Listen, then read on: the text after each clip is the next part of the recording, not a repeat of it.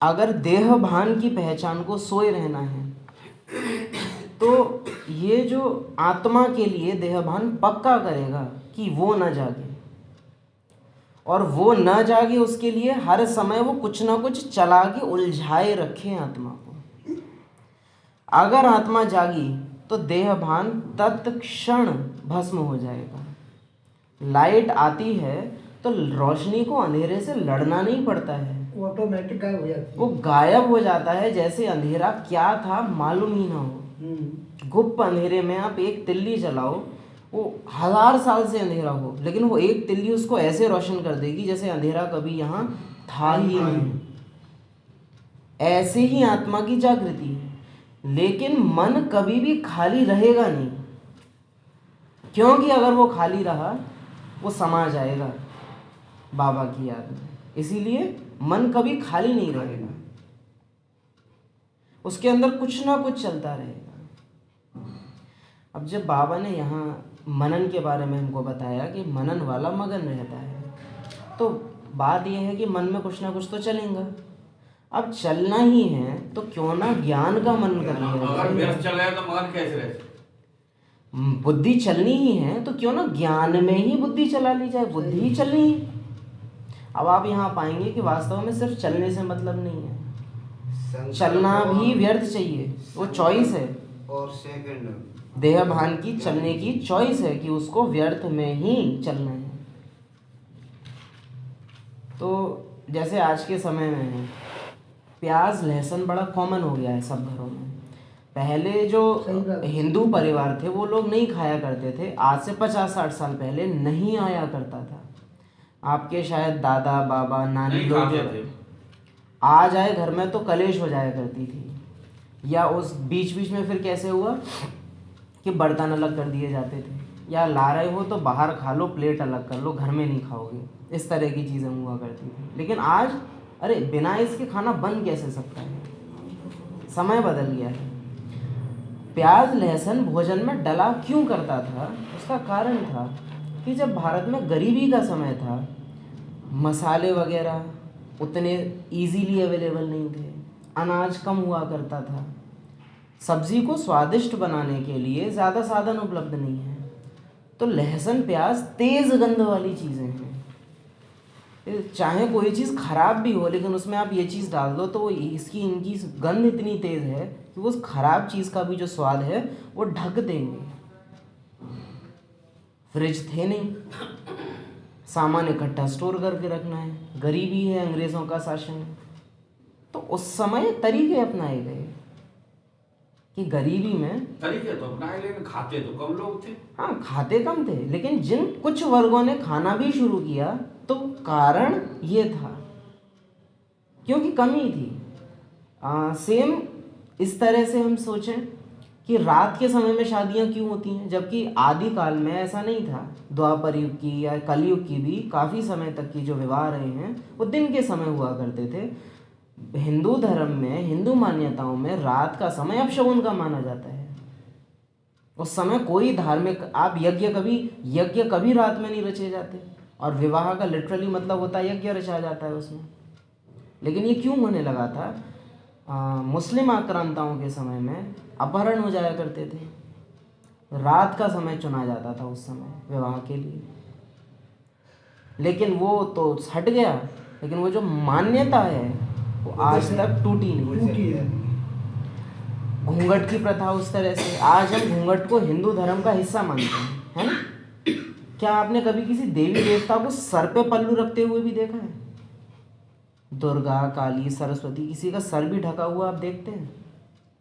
सीता का भी नहीं है। सीता का भी मर्यादा पुरुषोत्तम की अर्धांगिनी है, लेकिन कभी उन्होंने सर ढका हुआ आप नहीं देखेंगे। क्या कारण है? उस समय अपहरण हो जाया करते थे कि नज़र न पड़े हमारी बहुओं के ऊपर किसी की, बेटियों के ऊपर किसी की, तो उस समय ये चलन चला। लेकिन वो लोग चले गए, मान्यताओं को हमने आज तक छोड़ा नहीं। संस्कार बन गए हैं देह भान को जिंदा रखने के। आज का समय, संगम युग का समय ऐसा है जहाँ देह भान को जीवित रहने की कोई आवश्यकता नहीं है। द्वापर कलयुग में जहाँ आत्मा सोई हुई थी वहाँ ड्रामा में पार्ट को चलाए रखने के लिए कोई एक सत्ता चाहिए, युक्ति। कोई एक सत्ता चाहिए। जैसे राजाएं भ्रष्ट हुए तो राजाओं की जगह पे मंत्री आए।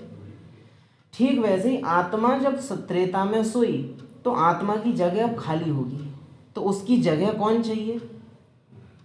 तो वहाँ उत्पत्ति हुई देहभान की, कि आत्मा अब सो जाएगी, लेकिन आत्मा की अथॉरिटी से शासन कौन चलाएगा? मंत्री। देहभान, ये जो नाम मिलेगा, ये रूप, ये देहभान उस शासन को चलाएगा। आज आत्मा जब दोबारा जाग चुकी है तो वास्तव में उसकी कोई आवश्यकता नहीं है, लेकिन वो इतना लंबा समय रात चल चुका है कि अब सत्ता का परिवर्तन मुश्किल पड़ रहा है। वही सत्ता चल रही है। मनन माना ही सत्ता का स्थानांतरण करना वापस उसके असली मालिक को। वैसे दूसरे शब्दों में ये कहें जो आप कह रहे हो कि आत्मा नंगी आई थी, कोई अंग लेकर नहीं आई थी। हाँ। तो हमने शरीर को ढकना शुरू कर दिया तो ये देहभान का प्रतीक हो गया है। क्यों सर? नहीं, शरीर को ढकना देहभान का प्रतीक नहीं है। शरीर मैं हूँ, ये देहभान हो गया। आत्मा, जैसे आज के अव्यक्त इशारे में आत्मा को ही शरीर मान लिया, शरीर को ही आत्मा, विलिप्त कर दिया, अंतर भूल गई आत्मा, अंतर भूल गई। शरीर अलग है, आत्मा अलग है। आज के अव्यक्त इशारे की लास्ट लाइन पढ़ो। भूल के आज के अव्यक्त इशारे की लास्ट लाइन पढ़ो। सबसे लास्ट लाइन क्या है अव्यक्त इशारे की? सहज और स्वतः यह अनुभूति हो कि कराने वाला और करने वाले कर्म करने दोनों दिया है अलग है ही, इस शब्द पे ध्यान दो। है ही अलग, ये नहीं कि मुझे अलग समझना है। समझना नहीं है। ये जो स्टेटमेंट है ना कि अपने को आत्मा समझो, ये इसमें भी समझना कि समझना ये है कि मैं हूँ ही आत्मा। ये नहीं कि मैं गोपाल आत्मा हूँ ना, मैं हूँ ही आत्मा, जिसको कि पार्ट मिला है इसका, विस्मृति हुई। हूँ ही। हम एक्चुअली बाबा जब कह रहा है ना समझो, उसको समझने को भी समझ नहीं पाते हैं। समझना ही ये है कि हूँ ही, जैसे आज कहा कर्मेंद्रियां हैं ही अलग और मैं आत्मा हूँ ही अलग। इस बात का मनन ज्ञान को प्रैक्टिकल में स्वरूप में जगाता है, ना कि कुछ समय का नकली चोगा उड़ता है। विस्मृति हो गई है, विस्मृति हुई है, कुछ बनना नहीं है नया। हम तो बने बनाए हैं। ये कहा ना 84 जन्मों के बाद ऐसे बने हैं, हम क्यों न अपने को आत्मा निश्चय करें और बाप को याद करें। कुछ तो मेहनत करनी होगी। कुछ तो मेहनत सिर्फ इसी बात की है कि जो मैं को ढक लिया है, उस मैं को मैं मनन द्वारा हटा दे। मैं को मैंने ढक लिया, देहभान की मैंने आत्मा की मैं को ढक लिया है। और वो ढका उसने नहीं है, मैंने ही खुद वो चद्दर चकमूंद ओढ़ ली है, और अब मुझे उसका छोर और दिखाई नहीं दे रहा है कि कहाँ से मैं उघाड़ूं। कहाँ से? माया का बड़ा बंडर है जो घड़ी घड़ी तुमको बुला देती है, उसके लिए उपाय रचना चाहिए। अब इस जो मनन आज बाबा ने कहा, इस मनन की गहराई में जाते हैं।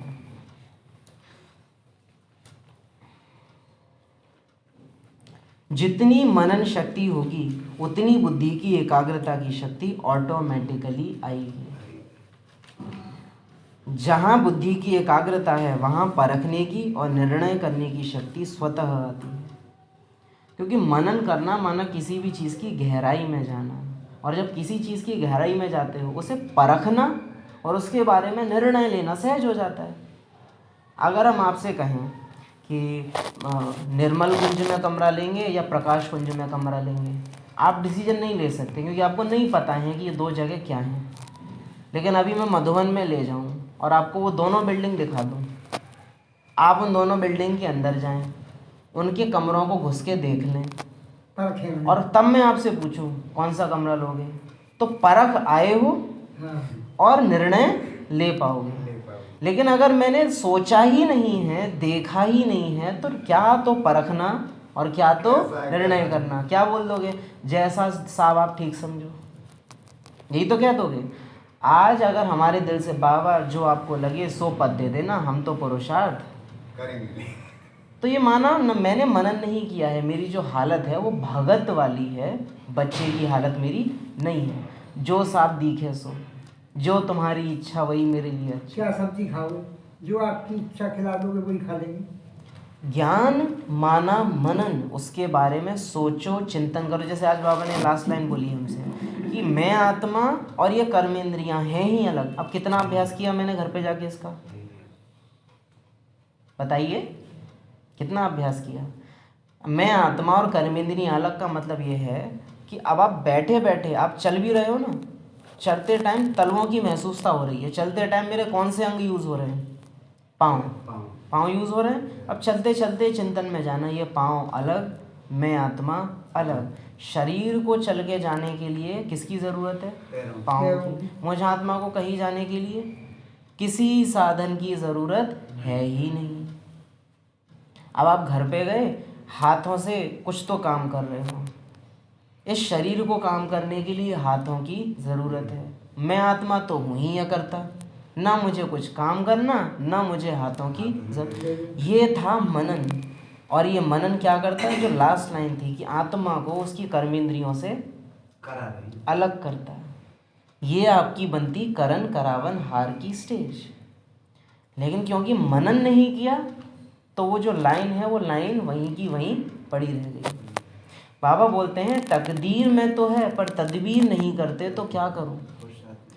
तो तकदीर में तो है आपके, क्योंकि लाइन बाबा ने आज दी और आप सबने सुनी भी है, मुरली भी मिली है तो पढ़ी भी है, हाँ, लेकिन तदबीर करी पुरुषार्थ नहीं, और पुरुषार्थ से ही भाग्य बनेगा, पुरुषार्थ से भाग्य बनेगा। तो ये अभ्यास जब मिल रहे हैं ना मुरली, तो आज का अभ्यास है, रोज का अभ्यास। तो तकदीर में तो है और तदबीर कर नहीं रहे हो, परिणाम क्या होगा? जीरो। बाबा के तो बने क्या है? क्या उल्टा दे दिया। भक्ति में कहते थे, हम भी कहते थे कि तकदीर जब बिगड़ती है तो तदबीर नहीं चलती, लेकिन तदबीर जब बिगड़ती है तब तकदीर नहीं चलती। तब तकदीर भी हमने उल्टा कह दिया ना। मुझे अभी एकदम चिंतन हुआ था मैं, हम कहते थे तकदीर कहते हैं भाग्य को और तदबीर कहते हैं पुरुषार्थ। तो तदबीर पुरुषार्थ से कम होगा तभी तो भाग्य बिगड़ेगा। और हमने उल्टा कह दिया भाग्य जब बिगड़ता है तो पुरुषार्थ नहीं चलता। हम तदबीर को पुरुषार्थ जानते ही नहीं थे, तदबीर का अर्थ पुरुषार्थ कह दिया बस। लिटरली इसके लिए आप सबको हम देख रहे हैं कि अभ्यास करने में ढीले हैं, हम सीधे बोलेंगे। सही बात है, हम तो खुद महसूस कर इसके रहे हैं। लिए अपने को अब बांधो। जैसे आप जब यहाँ मुरली सुन रहे हो तो अब डायरी में जैसे अभी लिख लो आप इस चीज़ को कि मैं आत्मा अलग और कर्मेंद्रियाँ अलग। इसका अभ्यास करना तो सीखा ना आपने, कैसे करेंगे? कैसे करेंगे इसका अभ्यास? जैसे मैं हाथों से कोई कर्म कर रही हूँ, हाँ, तो मैं कह रही हूँ कि ये हाथ भी मेरे नहीं है, ये सही के हैं। मैं आत्मा तो हूँ ही अलग, मैं इनको चला रही हूँ, मैं खुद इसको चला रही हूँ, लेकिन मैं खुद इसकी आवश्यकता मुझे नहीं है। मैं आत्मा तो इसके बिना भी हूँ परम धाम में, पर ये हाथ मेरे बिना नहीं है। ये अभ्यास अब मुझे करना है। और खुद को बांधो कैसे कि जब तक ये अभ्यास नहीं होगा हम रात का खाना नहीं खाएंगे या तो शाम की चाय नहीं पिएंगे। समझे? ये करना पड़ेगा, ये करना पड़ेगा आपको। यही है व्रत, ये व्रत है।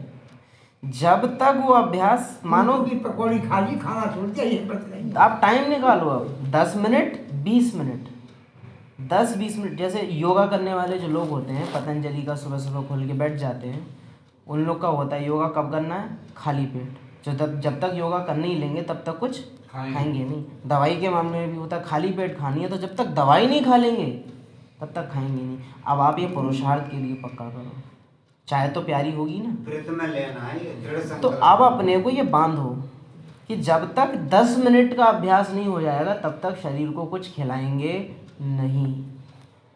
ये अपने को जब तक आप पक्का नहीं करोगे, खाना सामने आ जाए, जैसे ही याद आए मैंने व्रत लिया था, अब खाने की थाली साइड में करो। अब 10 मिनट एकांत में बैठ के पहले अभ्यास, और 10 मिनट माना, अब मन ऐसा कचोटेगा आपका। और गोपाल भाई ये मुंह से तो कह लेते हैं आत्मा अलग है, कर्मेंद्रियां अलग है, मन लेकिन में इसकी मन में हम तो पहले एक बात कहते हैं, कम से कम वो सोचना तो शुरू करो। अभी तो उतना ही नहीं हो रहा। अच्छा, हम तो एक काम करते हैं, हमने एक काम तो शुरू किया है कि जैसे हम मुंह से तो बोलते नहीं, करना है आपको आज जाके, है ना। तो जहाँ बुद्धि की एकाग्रता है वहाँ परखने की और निर्णय करने की शक्ति स्वतः आती है। जहाँ ज्ञान का फाउंडेशन नहीं होगा वहाँ परखने की शक्ति, निर्णय करने की शक्ति कमज़ोर होगी, क्योंकि एकाग्रता नहीं है। और अभ्यास करना एक डिसीजन है कि मुझे अभ्यास करना है। आप अभ्यास क्यों नहीं कर पा रहे हैं? क्योंकि आप मनन नहीं करते हैं। जैसे आज ये लाइन आई कि आत्मा अलग और कर्मेंद्रियां हैं ही अलग, इसका मनन करते तो डिसीजन लेने की पावर आती है। अगर किसी चीज़ का मनन नहीं चल रहा है, उसके बारे में निर्णय लेने में भी मुझे तकलीफ क्या होगी। पढ़ के छोड़ दी? हाँ, जैसे आत्मा अलग है, कर्मेंद्रियां अलग है, पढ़ी छोड़ कोई दी। विचार नहीं मनन किया, नहीं वास्तव किया। में अलग अलग हैं दोनों चीज। ये भी सोचा अलग अलग तो है ही, बात बताओ। अब उसके विस्तार में जाना है ना।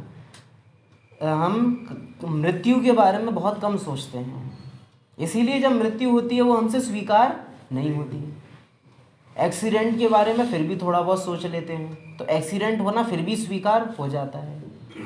जिन चीज़ों के बारे में जितना मेरा चिंतन चलता है उसको स्वीकार करना मेरे लिए उतना ही सहज हो जाता है। घर के बारे में आप सोचोगे नहीं तो घर एज ए तथ्य तो बुद्धि में पड़ा रहेगा, पर घर एज ए घर मेरी बुद्धि में तभी आएगा जब आत्मा परम धाम का मनन करेगी। इसलिए मनन शक्ति का बहुत महत्व है। सोचो सोचो, कितनी मुरलियाँ होती हैं। गीत है हमारे पास लिटरली, सोचो तुमको कौन मिला है, कौन तुम्हारा साथी साथी है। है। लोग में कोई नया काम करते हैं तो सोचते हैं। गीत वास्तव में क्या है? अगर आप सारे गीतों को मोटा मोटा देखें तो गीत मनन से ही तो बनते हैं। जैसे इस गीत को उठा लो, आज तक कभी किसी ने जिसका दर्शन नहीं किया, भगवान वो आए सामने मुझसे मिलन किया। ये मनन का ही तो जन्म है कि सोचा है किसी ने कि वो बाबा जो किसी को दिखा नहीं, वो रोज़ मेरा दीदार करने के लिए आता है। ये मनन से जन्मा है। सारे गीत मनन से जन्म लेते हैं। तुमको यहाँ अच्छा नहीं लगेगा, मनन करोगे तो। मनन करोगे तो आपको ये दुनिया भाएगी नहीं, भाएगी। और इस दुनिया के बारे में आप सोचना बंद कर दो, उस दुनिया के बारे में सोचना शुरू करो। वो दुनिया नेचुरल अच्छी लगेगी, क्योंकि वो तो है ही मेरी दुनिया। मेरी दुनिया। और लौकिक दुनिया में कहा जाता है कि अगर गधे के बारे में भी सोचोगे ना दिन रात, तो उससे भी अटैचमेंट हो जाएगी। सही बात। गधे के बारे में, आप एक कुत्ता ले आओ घर में, उससे भी उसके बारे में देखते रहना, उसको सोचते रहना। वो भी प्यार करता है। अक्सर करके घरों में देखा जाता है माएँ विरोध में रहती हैं कुत्ते वगैरह घर में लाने के, लेकिन बच्चे ज़बरदस्ती एक बार को ले आए। शुरू में तो उनसे बहुत बचती हैं, लेकिन क्योंकि वो रोज़ दिख रहा है तो वो एक ना एक टाइम बाद उनको खुद को उससे इतना लगाव हो जाता है कि एक बार को बेटे की रोटी बाद में बनेगी। उसकी बनेगी। हम तो देख रहे हैं साक्षात, मैं तो उसमें है। तो ये क्यों हुआ? मनन, वो दिख रहा है, उसके बारे में सोचा जा रहा है। जानवर पीछे चलता है। काम बेकार, आत्मा का कोई अपना गुण या अपना कुछ है नहीं, लेकिन उसके बारे में यंग एज में, बचपन में इतना सोचते हैं बच्चे कि वो चीज़ हावी हो जाती है। सोचते हैं। सोच के एडवर्टाइजमेंट, टीवी के ऐड, बच्चों की स्कूल की आपस की बातें, वो मनन कर करके उसको इतना शक्ति दे दे कि वो हावी हो जाती है। रेप केसेस हो रहे हैं जितने भारत में, क्यों? इसी शक्तिशाली से। इसी कारण स्कूलों में पढ़ाई की बातें थोड़े ना हो रही बच्चों में आपस में। देखी देखा हो रहा है। अब वो इतना मनन हो रहा है तो वो क्रिया कहीं तो निकलेगी। इतना अगर सोचा जा रहा है तो वो कहीं ना कहीं एक्ट होगा। ज्ञान का मनन जब होगा तो आत्मा शरीर को छोड़ घर भी जाएगी, लेकिन अगर मनन करोगे तो मनन इतनी पावरफुल चीज़ है कि जो चीज़ है ही नहीं उसको जिंदा कर देगी। तो सोचो, मनन जब उस घर का हो जो है ही हमेशा, कितना इजी हो जाएगा। लेकिन मनन करो, मनन करोगे अभ्यास भी कर पाओगे। अभ्यास का डिसीजन, इस शरीर में वैल्यू तो उसी की है। मनन शक्ति ऑलरेडी है। ऐसा नहीं है कि आपको मनन शक्ति कहीं से लानी है। सोच तो आप पहले से ही रहे हो, जैसे व्यर्थ सोच रहे हो। मनन शक्ति लग गलत जगह रही है, लग कहाँ रही है? उसे वहां से हटा के यहाँ लाना है, व्यर्थ की बजाय समर्थ में लगा। समर्थ में लाना है बस। और हाँ, फ्लेवर जब नया नया चेंज होता है ना तो थोड़ी जीभ थोड़ा अरकस आती है, क्योंकि अभी तक जो मन है उसको आदत है व्यर्थ को टेस्ट करने की। अब फ्लेवर चेंज करना है, क्योंकि मुझे पता है कि वो व्यर्थ मेरे को नुकसान कर रहा है। फीकी चाय अच्छी नहीं लगती, बट डायबिटीज़ हो जाए तो अच्छी लगती क्यों है। लगती है? करनी तो फिर पड़ेगी ना। फिर क्यों अच्छी लगती है? बाबा बोलते हैं विनाश काल भूलता है तो अलबेलापन आता है। याद रखो कि विनाश सामने खड़ा है, मौत सामने खड़ी है। विपरीत बुद्धि। तो मौत सामने खड़ा है और विनाश काल में मेरी बुद्धि कहाँ जा रही है? विपरीत। विपरीत। दुर्योधन वाली हालत होगी मेरी कि कृष्ण सामने खड़े हैं और मैं क्या कहूँगा, अरे जंजीर लाओ बांधो। मैं ही वो हरकत कर दूंगा फिर। वो गए थे शांति बने। हाँ, वो शांति दूत बन के ही आएगा। हाँ। लेकिन ये याद रहे कि उसके पास हमारी बांसुरी, विपरीत बुद्धि हो जाएगी। उसके पास मुरली भी है तो धर्मराज भी है। जो वहाँ दिखाया है कि बांसुरी भी है तो स्वदर्शन चक्र भी है, दोनों चीज़ें। बाबा जेलों से छुटाने आए। वही पार्वती पालना भी करती है, वही भद्रकाली भी है। फिर वो मारकाट भी ऐसी करती है कि वो माता की ममता बिल्कुल गायब हो जाती है। तो वो दोनों रूप हमने शिव शक्ति में देखे हैं। सही बात। मनन शक्ति होगी तो बुद्धि की एकाग्रता की शक्ति ऑटोमेटिकली आ जाएगी।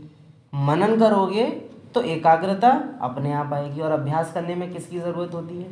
मनन करने की। एकाग्रता। मनन करोगे अभ्यास में बुद्धि एकाग्र होगी। मनन करोगे तो शक्ति आएगी, तो बुद्धि डिसीजन ले पाएगी कि मुझे अभ्यास करना है। मनन करोगे तो परखने की शक्ति आएगी कि मुझे क्या करना है और क्या नहीं करना है। लास्ट संडे की मुरली, इसी संडे की आप याद करो, बाबा ने बोला चेक करो मुझे क्या करना है और क्या नहीं करना है। दोनों आवश्यक हैं। ये एक मनन से परखने की शक्ति आ गई, निर्णय करने की शक्ति आ गई, एकाग्रता आ गई, अंतर्मुखता आ गई। 4 चीज़ें केवल किससे? मनन। और मनन मुझे कुछ कहीं से लाना नहीं है, मन ऑलरेडी चलता है, बस व्यर्थ को ना करके समर्थ को हाँ करना है। अब तक मन व्यर्थ में चलो। तो ये लाइन तो बस 3 हैं लेकिन बड़ी वंडरफुल हैं। जितना मनन शक्ति होगी उतनी बुद्धि की एकाग्रता की शक्ति ऑटोमेटिकली आएगी। जहाँ बुद्धि की एकाग्रता है वहाँ परखने और निर्णय करने की शक्ति स्वतः आएगी। तो हम एक शब्द लिखो, मनन। फास्ट मनन। मनन के आगे लिखो एकाग्रता। एकाग्रता के आगे लिखो परखने की शक्ति।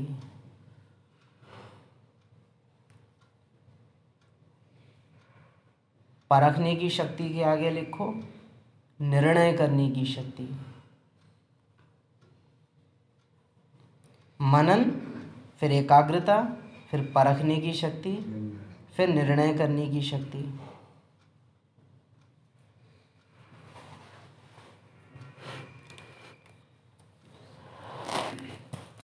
अगली शिकायत जो ब्राह्मणों की होती है, अमृत वेला सुस्ती आती है, अमृत वेला कमज़ोर होती है, उतना शक्तिशाली नहीं हो पाता जितना हम चाहते हैं।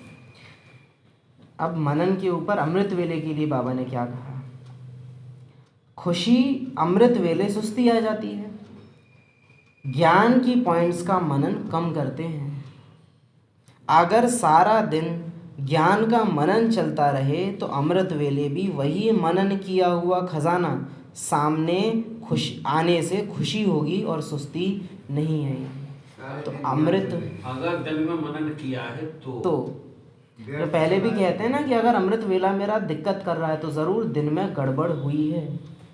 आपके पूरे दिन का रिजल्ट है आपका अमृत वेला। आज अमृत वेले मेरी जैसी स्टेज है, मेरा कल का पीछे का दिन वैसा गया है। अगर पीछे के दिन में मेरा मनन चला है तो आज अमृत वेला उसका परिणाम मुझे खुशी होगी और वो खुशी उस अमृत वेले में और शक्ति भर देगा। सारे दिन ज्ञान का मनन किया है तो अमृत वेला सही होगा। हाँ, खुशी होगी, सुस्ती नहीं आएगी। लेकिन सारा दिन मनन कम होता है। अच्छा, एक तो है कि मेरी बुद्धि ज़्यादा चलती नहीं है तो अलग बात है, लेकिन अगर बुद्धि चली और ज्ञान का चिंतन न होके व्यर्थ चल रहा है, अच्छा साधारण जो लोक कल्याण अर्थ हमको कर्तव्य करने हैं वहाँ तो बुद्धि चले, अलग बात है। लेकिन फालतू बुद्धि अगर मेरी चल रही है और ज्ञान में नहीं चल रही तो मेरा अमृत वेला कमज़ोर होगा। उसे कोई भी शक्तिशाली बना नहीं सकता। इवन हम मधुबन चले जाएं तो भी दिन में मनन चाहिए। व्यर्थ चल रहा है तो रुकेगा नहीं। लेकिन सारा दिन मनन कम होता है। उस समय मनन करने की कोशिश करते हैं तो मनन होता नहीं, क्योंकि बुद्धि फ्रेश नहीं होती। अमृत वेले तुम ज्ञान का मनन करने की कोशिश करोगे तो उस समय चलेगा नहीं। वो फल खाने का समय है, वो मेहनत करने का समय है ही नहीं। अमृत वेला मोहब्बत करने का समय है, ना कि मेहनत करने का। लेकिन हम उस समय युद्ध लड़ रहे होते हैं। लेकिन अमृत वेला खाने का समय तो नहीं होता। हाँ, खाने का भी नहीं है। वो उस टाइम ये सोचते हैं कि अभी हो जाए जो कुछ हो। बाबा मैं आपका बच्चा। पूरे दिन कहाँ था बच्चा? कहाँ था? पूरे दिन कहाँ था? गायब। कंचा मार गिर रहा था। तो बाबा ने क्या बोला कि हम सारा दिन मनन कम होता है, लेकिन उस समय मनन करने की कोशिश करते हो तो मनन नहीं होता, क्योंकि बुद्धि फ्रेश नहीं होती। व्यर्थ चला है, रात को भी बुद्धि सोई है, उसी व्यर्थ को चलते चलते सोई है। आपके बुद्धि में अगर पूरे दिन व्यर्थ चला है ना, आप कितना ही, जैसे हम इसका एग्जांपल देंगे, पूरे दिन धूप पड़ती है छत पे, है ना, आप एक बाल्टी पानी डाल देना एकदम फ्रिज का ठंडा, और पूरा पानी बह के चला जाएगा। वो छत कुछ समय के लिए ठंडी होगी, लेकिन कुछ देर बाद गर्म हो जाएगी। क्योंकि पूरे दिन वो तची है धूप में, तो हीट उस इतने मोटे कंक्रीट के अंदर बंद है। आप उसके ऊपर कितना ही पानी डाल लो, वो शीतल होने वाली नहीं है। ठीक वैसे ही पूरे दिन मेरी बुद्धि में व्यर्थ चला है। अब 5 मिनट मैंने बाबा का गाना सुन लिया, 10 मिनट मैंने कोई क्लास सुन ली, 20 मिनट मैंने कोई क्लास सुनी, लेकिन 4-5 घंटे 6-7 घंटे बुद्धि में व्यर्थ चलता रहा है, वो असर नहीं करेगा। जैसे यहाँ एग्जाम्पल दिया कि आप पूरे दिन तपी है, वो ठंडी नहीं होगी इतनी सहज। रात भर भी वो व्यर्थ चलता रहेगा, व्यर्थ सपने आएंगे, बुद्धि अमृत वेले फ्रेश उठेगी नहीं, मनन कर नहीं पाएगी, क्योंकि बुद्धि फ्रेश नहीं है। तो फिर न मनन होता न अनुभव होता, फिर सुस्ती आती है। अमृत वेले को शक्तिशाली बनाने के लिए सारे दिन में भी श्रीमत मिलती है, उस प्रमाण चलना बहुत आवश्यक है। जैसे आज आपको युक्ति कौन सी मिली है? मैं आत्मा अलग, कर्मेंद्रियां अलग। ये आपके आज के दिन की युक्ति थी, जो कि आज का आधा दिन आप बिता चुके, लेकिन अब नहीं बिताना, नहीं तो खाना नहीं खाना। आप पुरुषार्थ करिए। उस प्रमाण चलना बहुत आवश्यक है। तो सारा दिन मनन करते चलो, ज्ञान रत्नों से खेलते चलो। वही खुशी की बातें याद आने से नींद चली जाएगी। बाबा के झूले में झूलोगे। उन खुशी की बातों को याद आने से नींद चली जाएगी। प्राप्ति होती है मनन करते में, नए नए पॉइंट्स आपको आते हैं अंदर से बाबा के बारे में, तो आपको दिल से प्यार आता है आप बाबा करो को। ना तो ऑटोमेटिकली अपनी बढ़ जाएगी थोड़ी थोड़ी। नहीं करो। लेकिन क्या है कि आजकल के बच्चों के सामने आप काजू बादाम घी रखो और एक तरफ नूडल चाउमीन मोमोज पिज्ज़ा चाव रखो। भी अच्छा लगेगा, ये व्यर्थ की चीज। हम लोगों को भी ये आदत हो गई है कि इतनी हमारे पास 4 पेज की लंबी चौड़ी मुरली है, अव्यक्त मुरलियों का खजाना रखा है। आप तो मुरली लेने वाले अमीर लोग हो। अरे कम हो क्या, मुरली है आप लोगों के पास घर में, क्या रईसी है। सतयुग में कोई भी देवता एक मुरली भी खरीद सकता है अपनी सारी दौलत देके? मुरली होगी ही नहीं, खरीदेगा कहाँ से? संपन्नता तो खूब है, संपन्नता मुरली है, नहीं है। लेकिन मुरली नहीं मुरली है। नहीं। न सतयुग, न त्रेता, न द्वापर, कलयुग, किसी भी युग तो में संपन्नता भी यही की है। वो यहाँ की है कि चारों युगों में से किसी भी युग में वो मुरली किसी के पास नहीं होगी, वो मुरली मेरे पास है। उसे उत्पन्न करने वाला ये बाबा यहाँ बैठा हुआ उस मुरली को निकालने वाला, उस मुरली को बजाने वाला वो सामने बैठा है मेरे, लेकिन उसे पढ़ने में अलबेलापन है। अब जैसे उन लोग के लिए तो बड़ा हमने पट्ट बोल दिया कि उन्हें तो पिज्ज़ा ज़्यादा अच्छे लगेंगे, हमें क्या अच्छा लग रहा है? एक तरफ व्यर्थ है, दूसरी तरफ समर्थ मुरली है। अच्छा लगेगा। तो हम में और उनमें अंतर क्या है? पहली बात तो व्यर्थ अच्छा लग रहा है, और उससे ही पहली बात अमृत वेला की अगर बात कही जाए तो उसमें सबसे प्रिय चीज हमारी जो नींद है ना, वो हम बैठते हैं जहाँ सो रहे हैं उसी पर बैठ जाते हैं, बड़ी प्यारी नींद आती फिर है, तो उससे हट के बैठते ही नहीं। फिर तो नींद आएगी। अच्छा, उससे अलावा ज्ञान रत्नों से खेलते चलो, खुशी की बातें याद आने से नींद चली जाएगी। खुशी में ऐसे ही अनुभव करेंगे जैसे अभी प्राप्ति की खान खुल गई। डांस करो। तो जहाँ प्राप्ति होती है वहाँ नींद नहीं आती है। प्राप्ति हुई जहाँ प्राप्ति होती है नींद। वहाँ नींद नहीं आती। जहाँ प्राप्ति नहीं वहाँ नींद आती है पर थकावट होती है। जैसे कई बार देखा जाता है अमृत वेले नींद आ रही है, मुरली क्लास में भी नींद आ रही है, लेकिन जहाँ मुरली क्लास का टाइम ख़त्म हुआ 8 बजे वहाँ नींद गायब हो जाती है। क्यों?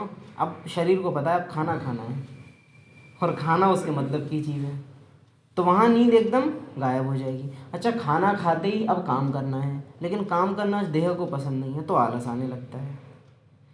फिर जहाँ आप सो जाना, जहाँ शरीर को भूख लगेगी ना, नींद में से भी आपको उठा देगा, चलो खाना खिलाओ। ये देहभान इस तरह से नियंत्रण करता है आपके ऊपर। उठते नींद आपको कब आएगी कब नहीं आएगी ये पूरा डिपेंड कर रहा है आपकी, क्योंकि आपका पूरा कंट्रोल किसके ऊपर है? देहभान ने ले रखा है। तो जहाँ प्राप्ति है वहाँ नींद नहीं आती, न थकावट होती, न वह सुस्ती आती। प्राप्ति के अनुभव में रहो, उसका कनेक्शन है सारे दिन के मनन पर। ये लाइन लिखो, प्राप्ति के अनुभव में रहो और प्राप्ति का कनेक्शन है सारे दिन के मनन पर। प्राप्ति का कनेक्शन है सारे दिन के मनन पर। क्या सुना? प्राप्ति का कनेक्शन है सारे दिन के मनन पर। और मनन की पॉइंट्स रोज मुरली में मिलती है। प्राप्ति का कनेक्शन है अनुभव में रहो, प्राप्ति का कनेक्शन है सारे दिन के मनन पर। चाहो तो इस मुरली की डेट लिख लो। इस मुरली की डेट है 1/6/83। मनन वाली 1/6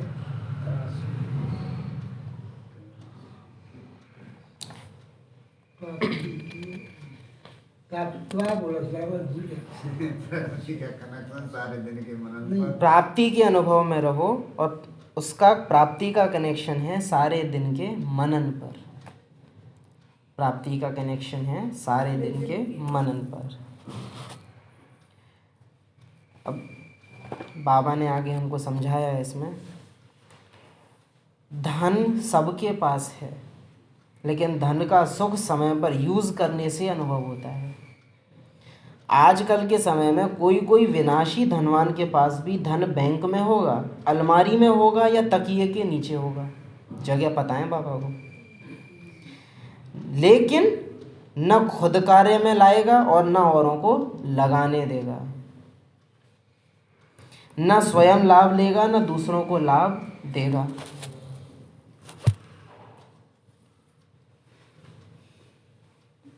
तो यह ज्ञान का न वर्णन करना न यूज करना। तो धन होते भी सुख तो नहीं लिया ना, तकिए के नीचे ही रह जाएगा, खुद चला जाएगा।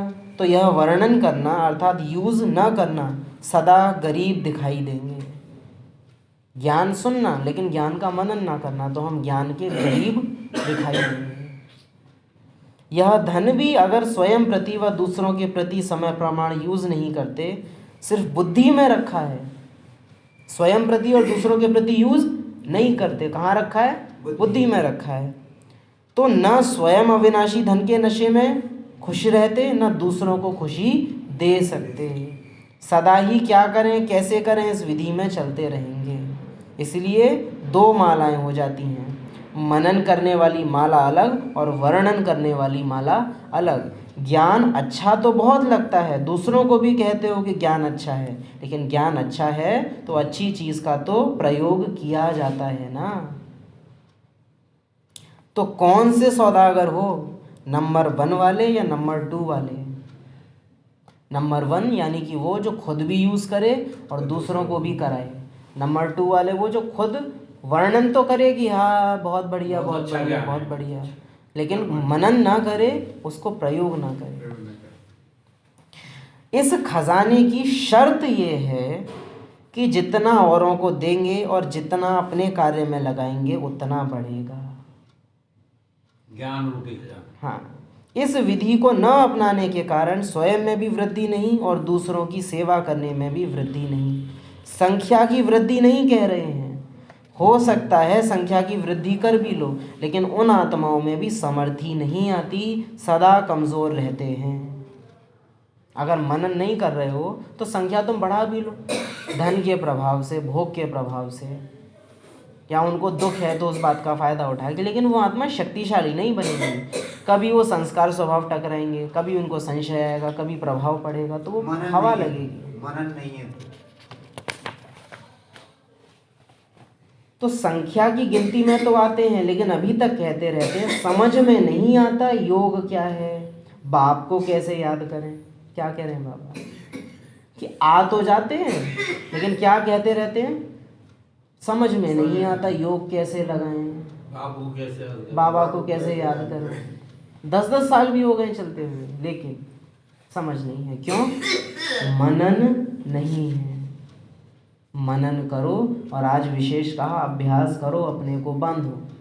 अभ्यास नहीं करेंगे तो शरीर को ये मिलेगा नहीं, तो शरीर अपने आप दौड़ा छूटा याद दिलाएगा।